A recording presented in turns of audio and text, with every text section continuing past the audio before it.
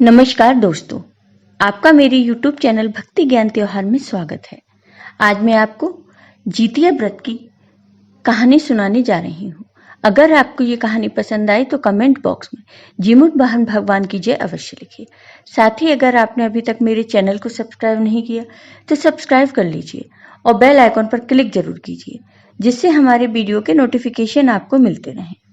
अश्विन मास के कृष्ण पक्ष की अष्टमी तिथि को जीवित पुत्रिका या जितिया व्रत रखा जाता है। मान्यताओं के अनुसार जितिया का व्रत कठिन व्रतों में से एक होता है। ये व्रत महिलाएं अपनी संतान की लंबी आयु के लिए रखती हैं। यह व्रत निर्जला रखा जाता है। माताएं अपने बच्चों की समृद्धि और उन्नत जीवन के लिए निर्जला व्रत रखती हैं। जितिया का व्रत कठिन व्रतों में एक होता है, जिसके नियम पूरे 3 दिनों तक चलते हैं। नहाए खाए से शुरू होकर व्रत और पारण के बाद जितिया का व्रत पूरा होता है। इस व्रत में अन्न जल का त्याग कर माताएं संतान की दीर्घायु, आरोग्य और सुखमय जीवन की कामना के लिए व्रत रखती हैं। जितिया में जीमुत वाहन भगवान की पूजा प्रदोष काल में की जाती है। इस बार जितिया का व्रत रविवार 18 सितंबर को रखा जाएगा। इस व्रत को रखने वालों को जितिया व्रत की कथा जरूर पढ़नी चाहिए। इससे व्रत का पूरा फल मिलता है। तो अब सुनिए जितिया व्रत की यह कहानी। किसी गांव में 2 बहनें रहती थीं, जिनका नाम था चूलिया और शेरिया। चूलिया बहुत मेहनती थी और वह गरीब थी। वह मजदूरी करके अपने बच्चों को पालती थी, लेकिन शेरिया गलत आचरण वाली थी, जो हमेशा मौज और ऐश करती थी और चूलिया से जलती भी थी। शेरिया हर वक्त यही सोचती थी कि चूलिया इतना खुश कैसे रहती है। चूलिया की हंसी खुशी शेरिया से सहन नहीं हो पाती थी, जिसके कारण शेरिया चूलिया के संतानों को सताने के कई प्रयास कर चुकी थी और कई बार चूलिया के बच्चों को खत्म करने की कोशिश भी कर चुकी थी। किंतु चूलिया की तपस्या और व्रत के कारण उसके बच्चे हमेशा सुरक्षित बच जाया करते थे। एक दिन शेरिया चूलिया के सभी बच्चों को लेकर जंगल में लकड़ी चुनने के लिए गई।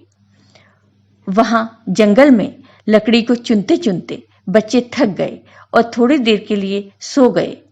बच्चों को सोते देख शेरिया ने सभी बच्चों का सिर काट दिया और टोकरी में रखकर वापस घर आ गई और चूलिया को वह टोकरी भेंट में दे दी और कहा, दीदी, मैं जंगल से आपके लिए नारियल लाई हूं, बच्चों को खिला देना। चूलिया ने उस टोकरी को उठाकर देखा नहीं और किनारे में रख दी और अपने बच्चों का इंतजार करने लग गई। जब शाम से रात हो गई और बच्चे वापस नहीं आए तो वह बहुत परेशान हो गई और बड़े ही करुण स्वर में जोर जोर से रोने लगी। कर्णों भरे स्वर को सुनकर मां पार्वती जी से रहा नहीं गया और उन्होंने भगवान शिव से कहा, हे प्रभु, कोई दुखियारी बहुत रो रही है, उसके रोने में बहुत दर्द छुपा है, मुझसे बर्दाश्त नहीं हो पा रहा, हमें चलकर देखना चाहिए कि कौन रो रहा है और क्यों रो रहा है। तब इस बात पर भगवान शिव ने कहा, यह मृत्युलोक है और यहाँ पर यह सारी साधारण सी बात है। लेकिन मां पार्वती के हट के कारण भगवान शिव उनके सामने झुक गए और चूलिया के पास जाकर उसके रोने का कारण पूछने लगे। भगवान शिव के पूछने पर चूलिया ने अपने रोने का कारण भगवान शिव को बता दिया। भगवान शिव ने जब ध्यान लगाया तो उन्होंने चूलिया के बच्चों को जंगल में मृत पाया, जिसके बाद भगवान शिव ने मां पार्वती से अनुरोध किया और बच्चों को पुनर्जीवित कर दिया। बच्चे नींद से उठकर मौसी को ढूंढ रहे थे, किंतु मौसी वहां नहीं थी। बच्चे डरकर घर आ गए और मौसी के सारे कार्य अपनी मां के सामने बता दिए। यह सब सुनकर चूलिया शेरिया के पास जाकर लड़ने लगी कि तुम मेरे बच्चों को जंगल में क्यों अकेला छोड़ आई। दोनों बहनों में लड़ाई शुरू हो गई और यह लड़ाई 7 दिन 7 रात तक चलती रही, किंतु इस लड़ाई का कोई हल नहीं निकला। जिसके बाद वो दोनों जंगल की तरफ गईं। वहां एक तपस्वी तपस्या कर रहे थे। दोनों ने जाकर यह घटना उन तपस्वी को सुनाई। घटना सुनने के बाद तपस्वी ने दोनों को आदेश दिया कि तुम दोनों जाकर पास में खेल रहे बच्चों को बाल से पकड़कर घसीटते हुए मेरे पास लेकर आओ, उसके बाद मैं निर्णय करूंगा। चूलिया बच्चों की मां थी, उससे बच्चों की पीड़ा देखी नहीं जा सकी। उसने महात्मा के वचनों का पालन नहीं किया, लेकिन सियरिया दौड़ती हुई गई और खेलते हुए बच्चों को बाल से पकड़कर खींचकर ले आई। जिसके बाद उन साधु महाराज ने सियरिया को यह श्राप दिया कि हर जन्म में इस प्रकार तू सदैव जलती रहेगी और दुखी होती रहेगी।